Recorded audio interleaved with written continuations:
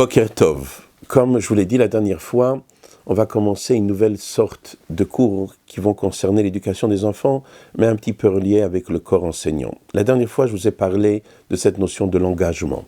Aujourd'hui, je voudrais un petit peu élargir un élément très important. Vous savez que lorsqu'on envoie un enfant à l'école ou au cheder ou dans n'importe quelle notion, et surtout lorsqu'on les envoie dans des endroits qui sont reliés avec l'éducation juive, c'est-à-dire un cheder ou une yeshiva, chacun d'entre nous doit comprendre qu'on n'est pas simplement ici pour apprendre du texte. Le texte, oui, mais il y a quelque chose d'autre. Nos sages nous disent « Derech Eretz » Kadma la Torah. Il faut savoir que le but d'envoyer un enfant dans un système scolaire à l'origine, en tout cas ce qui est évident dans un système qui est relié avec la Torah et les mitzvot, est de pouvoir permettre à l'enfant de s'accomplir dans toute son identité. C'est-à-dire ici, il y a un véritable travail à comprendre. Le but, c'est pas que notre enfant va connaître un pasuk de Bereshit Bara ou une Mishnah ou une Gemara, et derrière cela, l'enfant n'est pas construit. Les sages nous disent, et comme ça on dit tous les jours dans la prière, tous les jours, comment sont appelés les Chachamim? Banayir. Altikre Banayir et la Bonayir. Nos sages sont appelés Banaïm, ce sont des bâtisseurs. Nous sommes là pour bâtir. Alors, avant de bâtir des murs, avant de bâtir des édifices, le plus bel édifice, le plus beau mur à construire, c'est ce qui se trouve à l'intérieur de l'enfant. Donc notre travail à nous est de construire. Mais quel intérêt de voir un enfant qui connaît sa Mishnah par cœur, mais sa Yirat Shamayim, sa crainte du ciel n'est pas la bonne? Quel intérêt d'avoir un enfant qui connaît sa Mishnah par cœur, mais il se comporte mal avec son ami? Quel intérêt d'avoir un enfant qui connaît sa Mishnah par cœur, et de l'autre côté, lorsqu'on lui donne un rendez-vous, il n'est pas au rendez-vous, il arrive en retard? Alors je ne mets pas, Chas Shalom, en cause la valeur de cette Mishnah, parce que Dieu préserve chaque pasouk, chaque Mishnah. C'est comme si quelqu'un qui va vous dire, alors je fais une avera et je fais aussi une mitzvah. Alors est-ce que ma mitzvah n'a plus une valeur parce qu'elle a fait une avera? Chas Shalom, la mitzvah est à 100% une mitzvah. Mais moi, en tant que responsable, quand je dis moi, je parle de chacun d'entre nous, parents, éducateurs. Lorsque nous sommes responsables d'un enfant, on est responsable de tout, de lui apprendre à être un homme, à se construire à tous les niveaux. Et ça, c'est basé sur le construire son intellect, le construire ses sentiments. Imaginez-vous un enfant qui n'est pas clair dans sa tête, qui n'est pas clair dans son cœur. C'est notre travail à nous.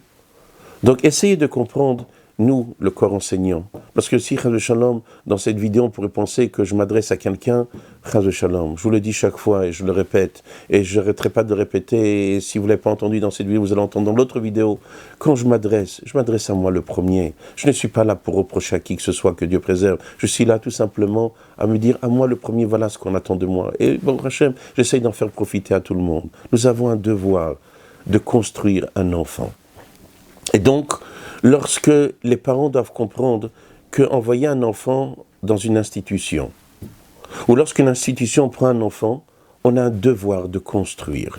On a un véritable devoir de construire l'enfant de Aleph à Tav. D'apprendre à un enfant à être propre. Apprendre à un enfant à être organisé. Apprendre à un enfant à s'engager. Apprendre à un enfant à réfléchir. Apprendre à un enfant à faire de l'ordre dans ses pulsions.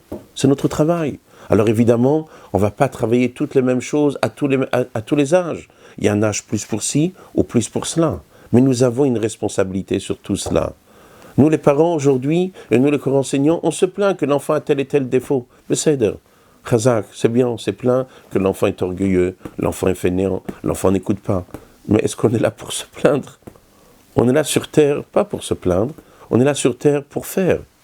Et dans cette notion de faire, dans ce travail que nous avons à faire, alors on a un devoir de construire. Alors, évidemment, essayez de vous imaginer. On prend un petit enfant en crèche.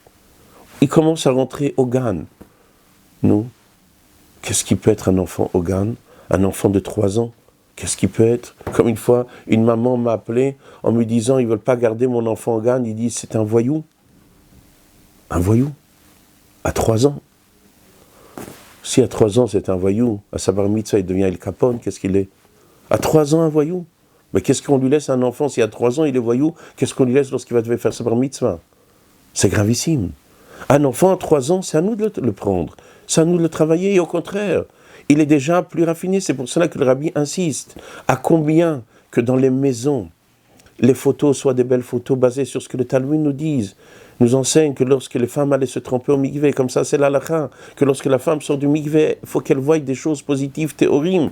Parce que même si la maman n'est même pas encore enceinte, elle va donner plus tard naissance à un enfant. Nous avons un devoir de lui donner le maximum de chance, être là pour l'aider, qu'il va naître suite à un mikvé qui a été relié avec la kedusha, la sainteté, la tahara, la pureté. Alors ça, c'est déjà avant qu'il naisse, avant qu'il soit conçu.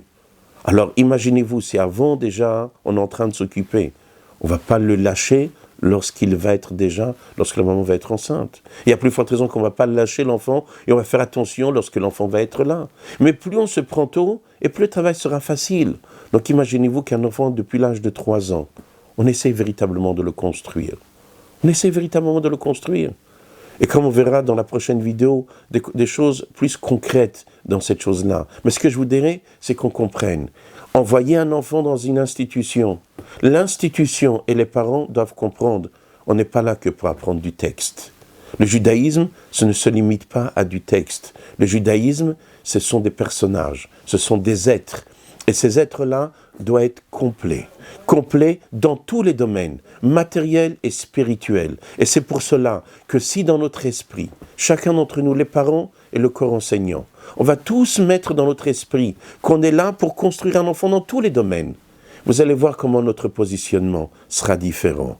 Le corps enseignant va se positionner différemment dans l'enfant, et comme on va voir dans quelques instants, et les parents vont se positionner différemment vis-à-vis de l'enfant. Pourquoi ? Parce qu'ils vont comprendre que ça ne se limite pas simplement à une Mishnah ou à une note. Notre travail à nous est de voir quelque chose de plus global. Alors, essayons de comprendre que avoir un enfant, c'est un engagement, comme je vous ai dit dans la première vidéo. On ne peut pas dire je veux un enfant, mais je veux avoir une vie tranquille. Il n'y a pas. Un homme achète une voiture, il ne peut pas dire j'ai une voiture et je la gare où je veux. Il ne peut pas acheter une voiture et dire je paye pas mon assurance, il y a un accident, il est fautif. Dès qu'on a quelque chose, alors on a une responsabilité vis-à-vis de cette chose-là. On a mis un enfant au monde, on a apporté un enfant au monde, on a fait descendre une neshama du Gan Eden pour l'emmener ici-bas, on est responsable. Après 120 ans, on va nous demander qu'est-ce que tu as fait avec cette neshama. Alors évidemment, on demandera aussi à la neshama elle-même, qu'est-ce que tu as fait toi de toi-même ? Mais on va appeler toutes les personnes responsables de cette neshama. Ceux qui ont fait descendre cette neshama, la neshama elle-même, et les personnes qui ont été là pour accompagner cette neshama, qui est nous, le corps enseignant. Et tous, on devra donner des comptes.